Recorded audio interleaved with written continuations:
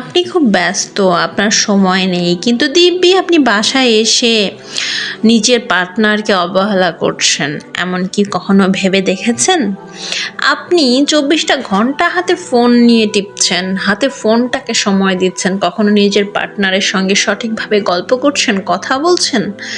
অনেক কিছু আলোচনা থাকে যেটা হাজব্যান্ড ওয়াইফে বা আপনার পার্টনারের সাথে গল্প করে সেটাকে সুন্দর সলিউশনে আনা যায়। এমন কি করছেন নাকি সর্বদা ফোনের ওপর আপনার সকল চিন্তাভাবনা? যদি ফোনটাকে নিয়ে বেশি আপনি সময় কাটান তাহলে বুঝবেন আপনি খুব ভয়ঙ্কর একটা বিপদের মধ্যে আছেন।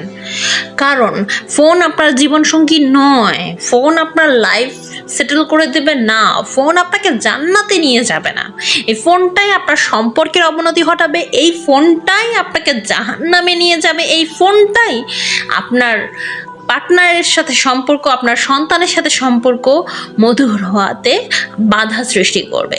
তাই মনে রাখবেন, ফোন যেন আপনার কোনো মানুষের কোনো ভালো কিছুর জায়গাটা দখল করে না থাকে, তাহলে কিন্তু এটা সম্পর্কের জন্য বিশাল ইফেক্ট। এখান থেকে দূরে থাকবেন, সবাই সবার জায়গায় সম্মান দেবেন, সম্পর্ককে ভালো থাকবেন।